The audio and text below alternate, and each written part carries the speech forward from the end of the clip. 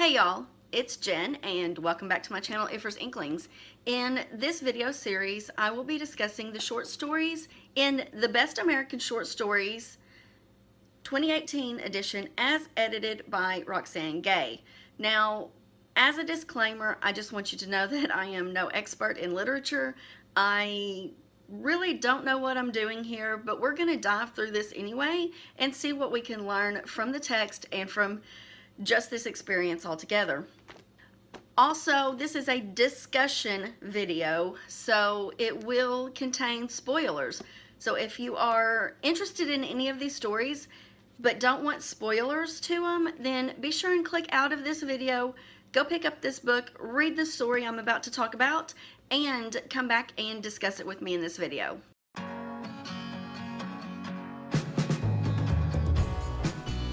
Hey guys, it is time for me to talk about a new short story in this collection here.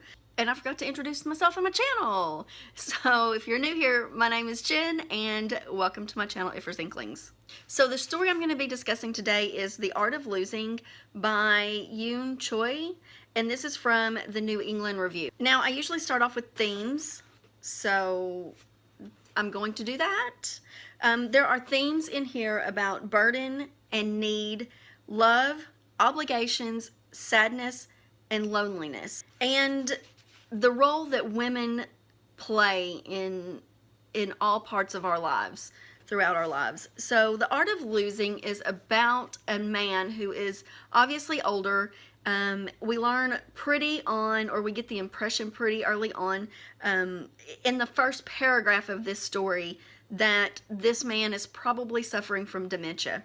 In this story, it is just a really short snippet of his life. It's an afternoon, a day in this man's life, and we actually get two different perspectives. We get the man's perspective, and then we get a little bit of the wife's perspective. And then it goes back to the man. So in this, it starts out by the man saying, you know, watch the boy, she said. And we're like, what do you mean, watch the boy? So, because the next sentence is, or had she? So he wasn't really certain if there was even a boy he was supposed to be watching. This story was really hard to read. I don't know anybody with dementia specifically. My great uncle did recently pass away from dementia, but he wasn't one that I've been around very often. They lived out of state. We didn't visit. They didn't visit, that kind of thing. Occasionally, years ago when I was younger, we would go up to my grandmother's house, my great-grandmother's house, and they would be over there as well, occasionally for holidays and stuff. So, but I didn't really know him, and I did not know him after he had dementia. But so nobody, I can't relate to this. But if you have someone that has dementia in your life that you're close to, this is probably going to be a story that's really difficult for you to read. It was difficult for me to read, and I don't have that connection.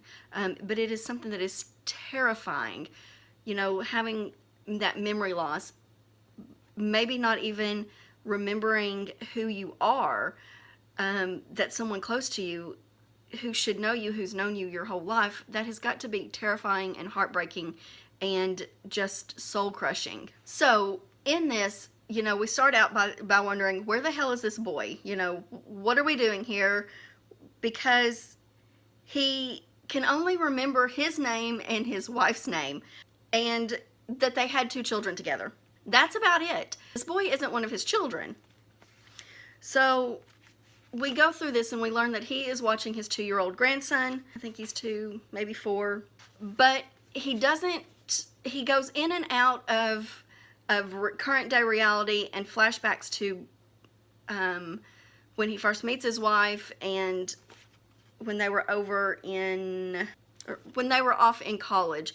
We learn that he meets his wife in college. You know, he's like, you know, she is way beneath me. I am way outside of her league. Very conceited, but they share common heritage. They are Korean, I believe. And so they have that connection, and he was like, yeah, she's nice to me. She's not really all that cute. I could do better, but, you know, whatever, let's go hook up. And so she invites him over to dinner. They have dinner. He talks about having a hole in his sock. So, you know, she cooks him dinner. They have sex, and then she mends his sock. You know, it's like, it shows that to me shows that this is a woman who has been taking care of him his entire life. From the moment really she meets him, she feeds him. They have, you know, so she takes care of all of his basic needs, his hunger, his sexual needs, and then his, you know, just, I don't know what you would call those kinds of needs, but, you know, repairing socks, things like that. So then we learn that this kid he's supposed to be watching, his wife has gone out, but he goes around the house looking for his wife. He doesn't realize she's not there, and then he's like, okay, well, let's feed you. And then the kid wants to go to the park or to the swimming pool, and he was like, you know, but he tells him no, whatever. But then he walks by and he's like, the sliding glass door over the balcony's open, you know. And it's like he just goes in and out of reality, and he's supposed to be watching this small child. And that is terrifying. In fact, I made a note. That is terrifying. Because you think, oh my gosh, did this child fall off the balcony of this apartment complex trying to get out to this pool? And this man just has no idea that he is there and that he's supposed to be watching this kid because he forgets the kid is there. The wife comes home and she's like, where's the kid? Where's your grandson? What's going on? So there is talk of the wife. We learn that the wife is sick also.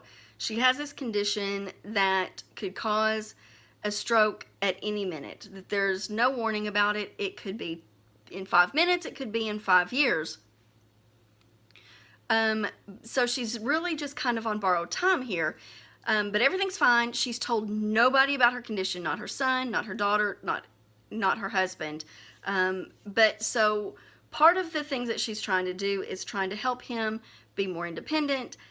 Even though he has the dementia, she tries to go out and make him responsible for himself at times, which is why she just ran out to the store and left him alone with the grandson. The grandson's name is Jonathan. But because of his dementia, he gets frustrated easily. He yells. So they don't really go and do anything. They've stopped going to church. He stopped singing. Things that they have loved to do in the past, they've stopped doing, which I imagine is probably something that's very common with dementia patients. You know, you never know in those early stages, are they going to be lucid in today's reality, or are they going to forget everything that they know for the last 25 years? I made a note in here, and I kind of touched on this earlier on in this video, but I just cannot imagine losing someone day by day so slowly right in front of your eyes and watching them deteriorate day by day while they're still living. And that is just something that I cannot imagine having to go through and deal with. So we also meet the neighbor in this complex, and Mr. Sorensen is always giving stuff away to the wife.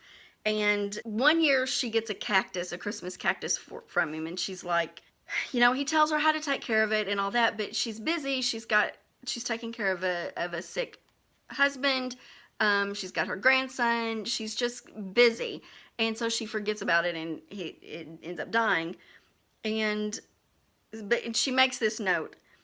But what she realized was that Mr. Sorensen's gifts were not free, but finicky, and came with the burden of care. And a lot of gifts are like that. People are well-meaning, but oftentimes they fail to consider what added burden those gifts are going to be. So you may gift someone a plant, but if they're like me taking care of a plant is going to be hard because I'm going to kill it. Let's just be honest here. So something like that, it's thoughtful and you're well-meaning, but your gift creates an added burden. And in this case, his gifts always did that. The church that they used to go to reached out to to the wife and was like, hey, look, we really miss him in the choir. We really need his direction, his input. He was wonderful. Bring him back. We need him for this Christmas concert we're doing. And she's like, I don't know. But so they end up doing it. Everything seems to be fine. They're in there, and he forgets where he is and forgets his role, and he goes up and tries to solo with this other person that's soloing. And so his wife and son, his son and daughter-in-law end up walking up to the stage and walking him away. And so she ended up having to explain his condition to the church, and then they're never asked to sing in the choir again at that point. But people are a little bit more understanding. But she didn't want that burden of people feeling sorry for her or feeling sorry for him, and that's kind of why they've kind of kept it secret. But she makes, I'm going to read this paragraph because I think it kind of embodies how we as women take on roles of caretaker and take on the burden by ourselves because we think that's what we're supposed to do, when instead of asking for help. So after they have removed him from the church choir, this is what is said. Afterward, things were different. Better, almost. Now that the secret was out, the church members treated her like one of the New Testament widows. They saw her as devoted, praiseworthy. They never asked Moshe to rejoin the choir or even take part in a real conversation. Thus, she was free from the burden of his reputation. And yet, sometimes she took the opposite view. She was not really a widow, so she was not really free. While Moshe was alive, she could not pretend that he did not exist in some real, sometimes inconveniencing ways. Others might pretend, but she had to look squarely into the question of Moshe's dignity. It was up to her to reclaim it from this point forward in a more complicated, arduous, thankless way. And I think probably a lot of people who are caring for other people that can't care for themselves, not just with dementia, but any kind of chronic illness or disability, probably feels this way, especially if it was something that was not what you signed up for when you entered the relationship to begin with. You would have that added burden. And I cannot imagine how hard it is to carry that burden by yourself. This next part, it's talking about, she's really reevaluating her life and her role and the burden she has to carry. And, you know, talks about the illnesses that she had. She had overcome cancer twice. And now she's got this blood clot condition that could cause a stroke, or this embolism. I don't remember which one it was. That was always on the verge of rupturing or causing her to have a stroke or whatever. And she's like, she keeps rallying, you know, every time she has, you know, kind of exceeded the doctor's expectations. And we get this quote here. Even now, she felt it in herself, a steadying of purpose, a long view opening up. Of course, she would be the one to provide a solution to the problem of Moshe, but that was why her children had come to her, to ask her to relieve them of this burden. And hadn't she known that this time would come? Hadn't she known from the moment she had taken his torn sock in hand with an offer to mend it? She had offered other things as well, a way out from his hated degree program, a way to make a living. It had been her idea to purchase the dry cleaners from her old employer, the business through which they had bought their home, put their kids through college. They had bought it through her savings. Even so, she had known that at certain rocky junctures of their marriage, Moshe would find it in this a convenient source of blame. Indeed, she had seen this plainly on his face the night when she had taken the stage, the still vibrating longing for attention and applause. Be that as it may, she had borne him his children and set his tables. She had served him red ginseng in autumn, deer antlers in the spring, marrow soup in winter, and medicinal chicken stuffed with licorice root in the summer seasons of his life.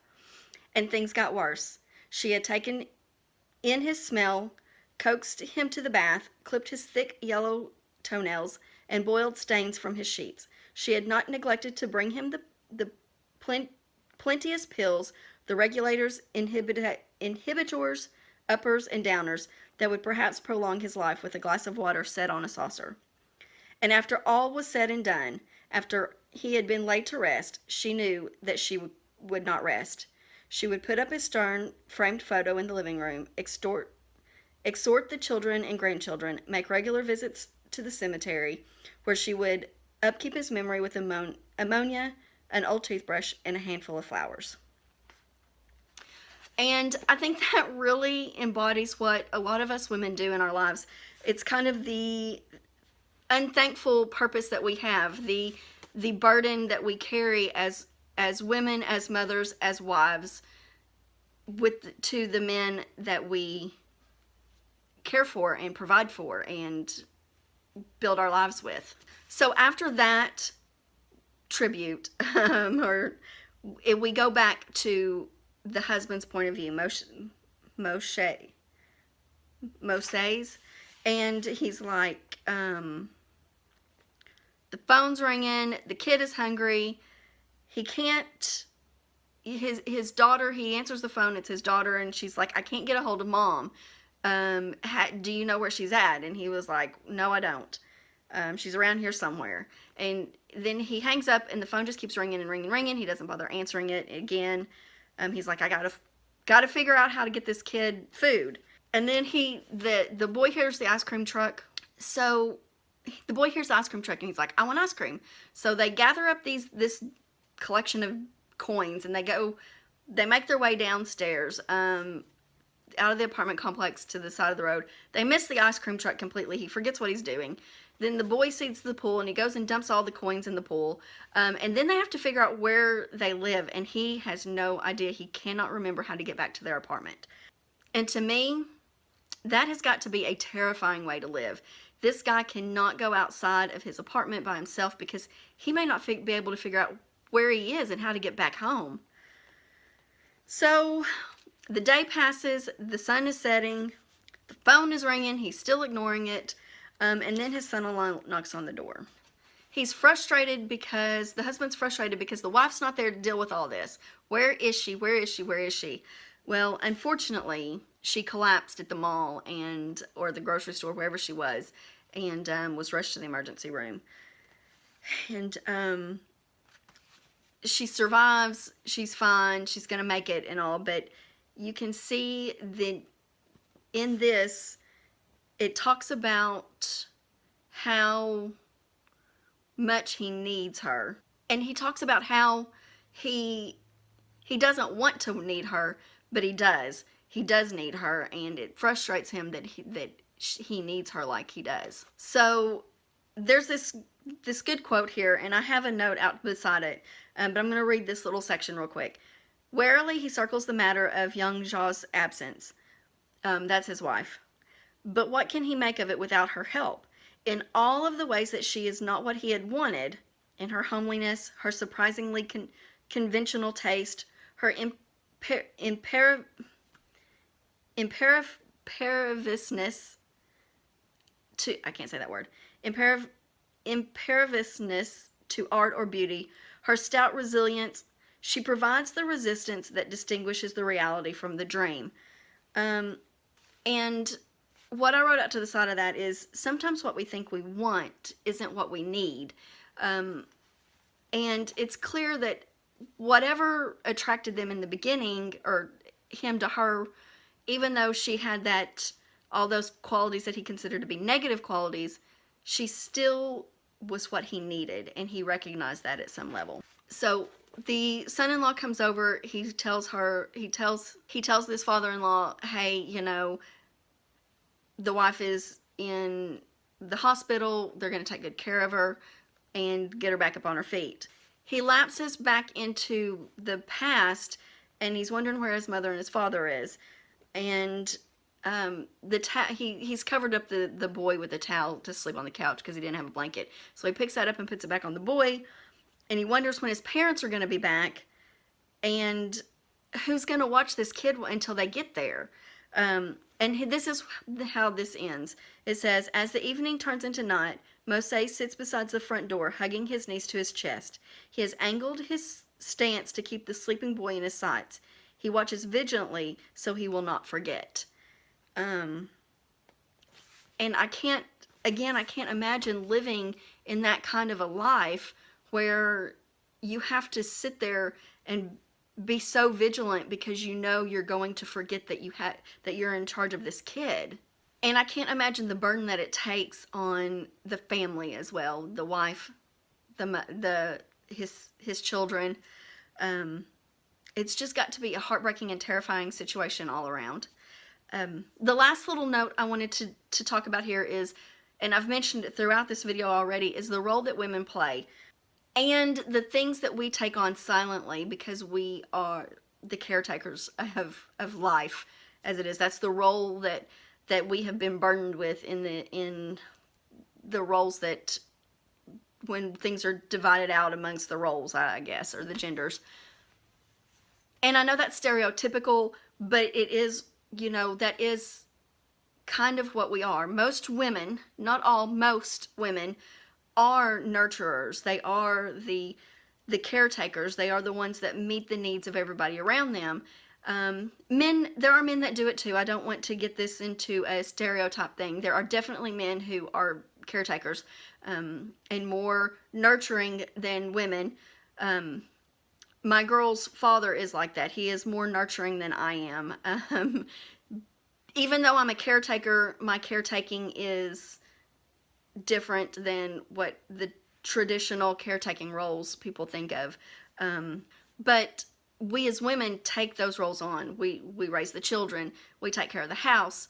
We take care of the husbands. We cook the meals, those kinds of things. And oftentimes when it comes to someone who is terminally ill, especially our spouse or our children, we're the ones that are usually the ones that take on that burden, and we usually do it silently, and a lot of times without complaint and without anybody else knowing, and without the support system. It's a burden that we often carry alone. And I think that this story, even though a good portion of it is told from the husband's point of view, I think that it is very much a good description and tells that story very well of the role that women play as caretakers, and oftentimes silently in that role.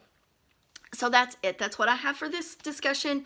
This is a long one, I know, but I hope that you got some good points out of this. Let me know if you've read this story and if you have, what you thought of it. Is there points in it that I didn't pick up on, or that something different that you got out of it?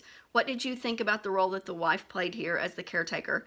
And the husband, the husband was kind of a jerk, y'all. I know he has dementia, but he was kind of a jerk at the way he treated his wife, and thought he really looked down on her a lot of times. But he did recognize that he needed her as well. I really enjoyed this story. It's probably one of my favorites that I've read so far in this collection. It's like only the fourth or fifth one, and we've got a lot more to go, but I did really enjoy this story. I thought it had a good bit of longing, a good bit of just tugged at my heartstrings, and really told a story without telling you the story it was telling, if that makes any sense. So in the comments below, let me know what you thought of this story. If you've read it, let me know if you're going to pick up this book based off of these discussions that I'm having on this short story collection. And y'all know what to do here. Be sure and like, subscribe, share, and leave me a comment. If you don't have anything related to the content of this that you want to talk about in the comments below, just leave me an emoji or say hi, and so I can interact with you in the comments as well. And until next week, I'll talk to you later. Bye.